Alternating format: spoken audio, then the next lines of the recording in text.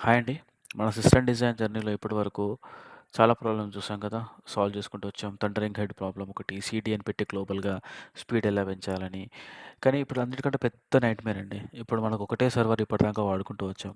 But సడెన్‌గా ఇది ఒక్కటే సర్వర్ క్రాష్ అయిందనుకోండి పరిస్థితి ఏంటి? మన యాప్ కూడా క్రాష్ అయిపోతది కదా! యాప్ సర్వర్ క్రాష్ అయిపోతది. యాప్ డౌన్ అయిపోతది. సో, అప్పుడు నువ్వు ఎంత పెద్ద సీడీఎన్ పెట్టుకున్నా, ఎన్నికెన్ని కాఫ్కా పెట్టుకున్నా, ఎంత రెడిస్ పెట్టుకున్నా, ఎంత డీబీస్ ఉన్నా గానీ అంతా waste. Right? So, entire application అనేది ఒక సింగిల్ పాయింట్ ఫెయిల్ అవ్వడంతోటి ఫెయిల్ అయిపోయింది. సో, దాన్నే సింగిల్ పాయింట్ ఆఫ్ ఫెయిల్యూర్ అంటాం. ది ఆర్కిటెక్చర్‌ని. రైట్? మరి అమెజాన్ లాంటి కంపెనీస్ ఈ సర్వర్స్ ఫెయిల్ అవ్వవా? ఇట్లా అనంటే అందులో కూడా అయితాయి. కాకపోతే అందులో యాప్ డౌన్ అవ్వదు. అంటే ఏ యాప్ అయితే సర్వర్స్ కనెక్ట్ రన్ అయితుంటాయో ఆ యాప్ మాత్రం డౌన్ అవ్వదు. ఎలా? రైట్. వెల్కమ్ టు లాజిక్ లేదా మ్యాజిక్. ఈరోజు మనం లోడ్ బ్యాలెన్సర్స్‌ని సీక్రెట్ డీకోడ్ చేద్దాం. Load balancers. Okay. Fine. So, ఇప్పుడు సింపుల్‌గా మీకు ఈ ప్రాబ్లమ్ అర్థం కావాలి అనంటే, ఇప్పుడు మనకొక సర్వర్ ఉందండి. ఈ సర్వరు పర్ 100 రిక్వెస్ట్ మాత్రమే హ్యాండిల్ చేయగలుగుతది. సో, ఇప్పుడు మనకు 1000 రిక్వెస్ట్ వచ్చినాయనుకోండి. మనం ఏం చేస్తాం నార్మల్‌గా? మనం అనుకుంటాం అనమాట. సీపీయూ ఆర్ ర్యామ్‌ని ఇంక్రీజ్ చేస్తే సరిపోతది కదా! అని. ఇంక్రీజ్ చేస్తే ఇది ఆటోమేటిక్‌గా మెయిన్ సర్వర్ కూడా it it will push up కదా! ఇది కూడా ఆహ్, సర్వ్ చేస్తది కదా! అని అనుకుంటాం. దీన్ని వర్టికల్ స్కేలింగ్ అంటాం. అంటే వర్టికల్ స్కేలింగ్ అంటే ఉన్న సర్వర్‌నే ఇంకా మనము సీపీయూ, ర్యామ్ పెంచి దాన్ని స్కేల్ చేయడం అనమాట. దాన్ని స్కేలింగ్ అంటాం. ఇది లిమిట్ ఎంత అంటే అంత పెట్టుకోలేమండి. ఒక పాయింట్ ఆఫ్ టైమ్ తర్వాత వి షుడ్ స్టాప్ ఇట్ అనమాట. కానీ మెషిన్‌కి అయితే లిమిట్ ఉంటది కదా! అందుకనే we should stop.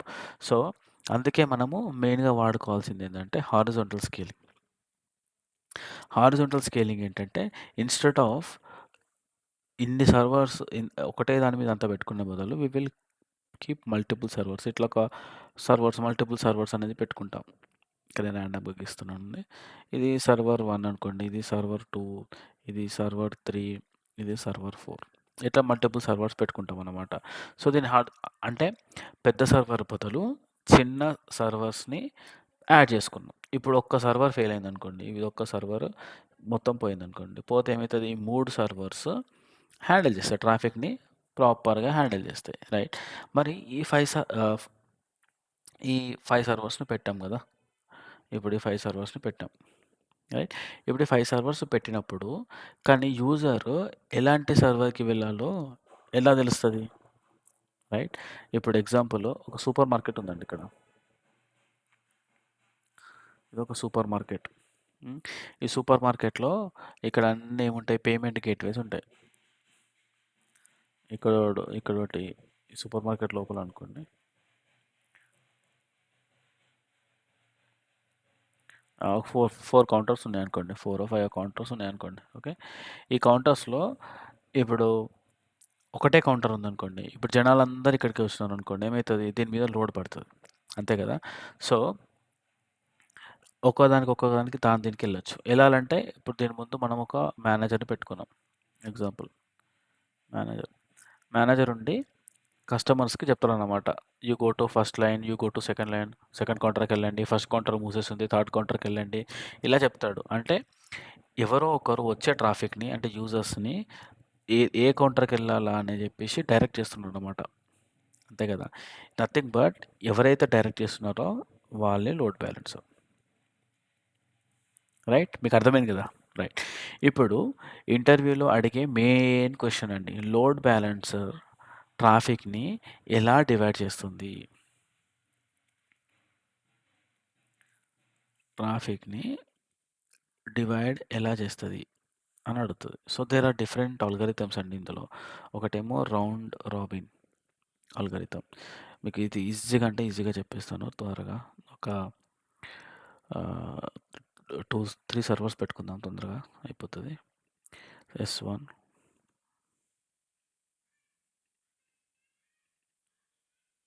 S2, 3 servers అండి. ఇప్పుడు ఇక్కడ ఒక యూజర్ ఉన్నాడు. యూజర్ అనుకోండి. ఇప్పుడు యూజర్ ఇక్కడ లోడ్ బ్యాలెన్సర్ ఉంటుంది ఇక్కడ. Example. Sorry. Load balancer. LB. Okay. ఈ లోడ్ బ్యాలెన్సర్ ఏం చేస్తది బేసిక్‌గా యూజర్ అనేవాడొచ్చి ఈ లోడ్ బ్యాలెన్సర్‌తోని మాట్లాడుతాడు. ఈ లోడ్ బ్యాలెన్సర్ అనేది ఏ సర్వర్‌కెళ్ళాలి అని చెప్పేసి రీడైరెక్ట్ చేస్తాడు బేసిక్‌గా. రైట్? పర్ఫెక్ట్. సో, ఇక్కడ రౌండ్ రాబిన్‌లో ఏం జరుగుతది అనంటే అన్ని సర్వీసెస్ ఉన్నాయిక్కడ. సో, ఫస్ట్ ఒక రిక్వెస్ట్ వచ్చినప్పుడు ఫస్ట్ సర్వర్‌కెళ్తది. సెకండ్ రిక్వెస్ట్ వచ్చినప్పుడు సెకండ్ సర్వర్‌కెళ్తది. థర్డ్ రిక్వెస్ట్ వచ్చినప్పుడు థర్డ్ సర్వర్‌కెళ్తది. ఇలా సీక్వెన్షియల్‌గా వెళ్తది. తర్వాత నెక్స్ట్ ఫోర్త్ వచ్చినప్పుడు మళ్ళా ఫస్ట్‌కెళ్తది. ఫిఫ్త్ వచ్చినప్పుడు మళ్ళా సెకండ్‌కెళ్తది. మళ్ళా సిక్స్త్ వచ్చినప్పుడు థర్డ్‌కెళ్తది. ఇలా కరెక్ట్‌గా line by line, line by line ఎళ్ళేది ఈ రౌండ్ రాబిన్. మీకు అర్థమైంది కదా! సో, ఇది కాపీ చేసుకుంటా నేను. సో, నెక్స్ట్ ఏంటిది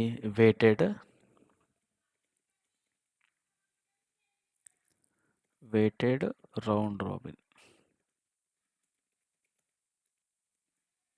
ఓహ్! షిట్. ఫైన్. ఇది ప్రాపర్‌గా కాపీ అవ్వలేదు. తీసేద్దాం. Okay. So, weighted round robin. ఈ వెయిటెడ్ రౌండ్ రాబిన్ అంటే ఏంటిదంటే అన్ని సర్వర్స్‌లా కాదండి. ఇప్పుడు ఇదొక సర్వర్ ఉంది. ఈ సర్వర్ 32 జీబీ సర్వర్ అనుకోండి. రైట్? ఇంకొకటి 8 జీబీ అనుకోండి ఇది ఎగ్జాంపుల్. 8 జీబీ అనుకోండి. రైట్? సో, ఇప్పుడు ఏమైతది అనంటే అప్పుడు ఈ పెద్ద సర్వర్‌కి మనము వెయిట్ ఎక్కువిస్తామనమాట. రైట్?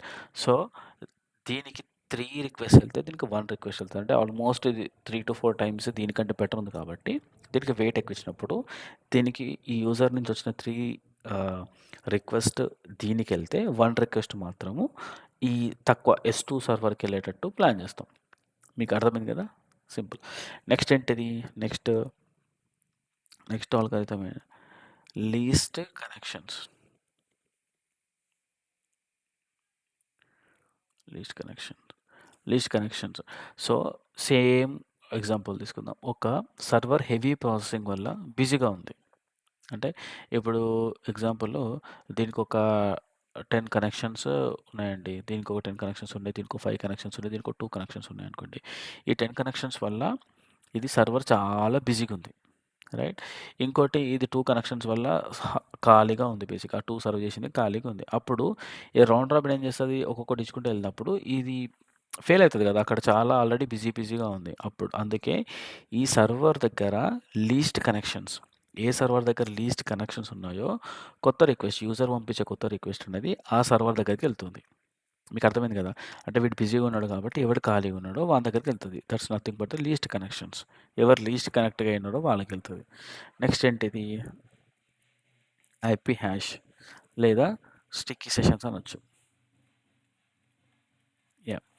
ఇప్పుడు ఇది ఇంపార్టెంట్ అండి. ఇప్పుడు ఒక యూజరు పేమెంట్ చేస్తున్నాడనుకో, వాడు వాడి కార్ట్‌లో యాడ్ చేసుకున్న డేటా అంతా సర్వర్ 1లో ఉంది. రైట్? సో, నెక్స్ట్ క్లిక్‌కి వాడిని సర్వర్ 2కి పంపించినామనుకోండి, ఆ కార్ట్ ఏమైతది? ఎంప్టీ ఏం కనబడదు కదా! ఈ సర్వర్ 1లో వాడు ప్రాసెస్ చేస్తాడు. రైట్? అందుకే మనం ఏం చేస్తామంటే, ఈ యూజర్‌కుండే ఐపీని హ్యాష్ చేస్తామనమాట. సో, హ్యాష్ చేసి వాడు ఎప్పుడు వచ్చినా, ఆ కార్ట్ పట్టుకొని ఎప్పుడొచ్చినా కానీ, అదే సర్వర్ 1కి పంపిస్తాం. మీకు అర్థమైంది కదా! ఈ ఐపీని తీసుకొని మనము హ్యాష్ చేస్తాం కోడ్‌ని. హ్యాష్ చేసి వాడు ఎప్పుడొచ్చినా S1కే పంపిస్తాం. సో, ఎప్పుడు మీరు హ్యాష్ చేసినా కానీ అదే నంబర్ వస్తుంది కాబట్టి మనం అదే ఐపీ అడ్రెస్ ఉంటది కాబట్టి యూజ్‌కి అదే హ్యాష్ వస్తది కాబట్టి మనం ప్రతిసారి అదే సర్వర్‌కి రిక్వెస్ట్ పంపుతామనమాట. సో, దీనివల్ల ఏమైతది అనంటే వాడు వేరే సర్వర్‌కెళ్ళడు. ఆ పేమెంట్‌లో అంటే కార్ట్‌లో ఉన్న ఐటెమ్స్ అన్నీ మనకి క్లియర్‌గా కనిపిస్తది. రైట్? యాహ్! ఇప్పుడు మరి సడెన్‌గా ఈ S1 ఫెయిల్ అయింది. అంతే కదండీ! ఎప్పుడు 100% సర్వర్స్ అన్నప్పుడు ఉండవు కదా! సడెన్‌గా S1 అనేది ఫెయిల్ అయింది. మరి లోడ్ బ్యాలెన్సర్ డైరెక్ట్ దానికి పంపుతది కదా డేటా. లోడ్ బ్యాలెన్స్‌కి ఎలా తెలుస్తది? నా S1 ఫెయిల్ అయిందని? అంటే సింపుల్. లోడ్ బ్యాలెన్సర్ అనేది ప్రతి ఫ్యూ సెకండ్స్‌కి హెల్త్ చెక్ చేస్తది. ప్రతి ఫ్యూ సెకండ్స్‌కి హెల్త్ చెక్ అంటే హెల్త్ బీటో లేకపోతే పింగ్ చేస్తాననమాట. పింగ్ చేసినప్పుడు అది రెస్పాన్స్ అనేది ఇస్తుందా? పింగ్ చేస్తాననమాట. రెస్పాన్స్ ఇస్తదనమాట. ఇప్పుడు మీరు ఈవెన్ ఇంటర్నెట్ కనెక్ట్ అయినప్పుడు పింగ్ అని టైప్ చేయండి. మీకు ఆ సర్వర్ కనెక్ట్ అయితే అప్పుడు మీకు ఒక ఐపీ లాగా ఇట్లా పింగ్ వస్తదనమాట. అట్లా రెస్పాన్స్ కావాలి. ఎల్‌బీ ఈ లోడ్ బ్యాలెన్సర్ వెంటనే ఓకే. ఇది యాక్టివ్‌గానే ఉంది అని పెట్టేసుకుంటది. ఒకవేళ ఇది రెస్పాన్స్ రాలేదనుకోండి, ఎల్‌బీ వెంటనే లిస్ట్ నుంచి తీసేసి కొత్త ట్రాఫిక్ ఈ యూజర్ నుంచి వచ్చే కొత్త ట్రాఫిక్ అంతా ఈ S2కి, S3కి పంపిస్తది. అంటే మిగతా సర్వర్స్ యాక్టివ్‌గా ఉన్న సర్వర్స్‌కి పంపిస్తది. సో, యూజర్‌కి అసలు ఈ S1 అనేది సర్వర్ క్రాష్ అయింది అనే విషయం కూడా తెలవదు. ఓకే. ఈ దీన్నే మనము 100% హై అవైలబిలిటీ అంటాం.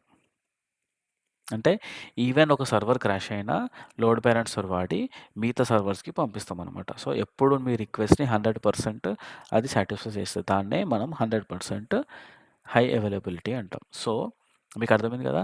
లోడ్ బ్యాలెన్సర్ వాడితే యూజర్ ఎక్స్‌పీరియన్స్ ఎప్పుడు ఫెయిల్ అవ్వదు. ఇప్పుడు మన బ్యాక్ ఎండ్ స్కేల్ అయిపోయింది. కానీ వెయిట్ మనం ఆగాలి. ఎందుకు అనంటే మన డేటాబేస్ ఇంకా ఒక్కటే ఉందిగా. సేమ్ మన సర్వర్ ఎలా ఉందో మన డేటాబేస్ కూడా ఒకటే ఉంది కదా! సో, డేటాబేస్ మీద 1,000,000 యూజర్స్ పడ్డప్పుడు అది ఎలా స్కేల్ అవ్వాలి? అంటే ఇంతకుముందు మనం రెడీస్ పెట్టాం. యూజర్స్‌ని ఇక్కడ కొంచెం ఆపరేషన్ కానికి అంటే ఫాస్ట్‌గా యాక్సెస్ చేసుకోవడానికి అంటే దాని మీద లోడ్ తగ్గించడానికి. కానీ 1,000,000 యూజర్స్ ఒకటేసారి పడ్డప్పుడు అది కూడా స్కేల్ అవ్వాలి కదా!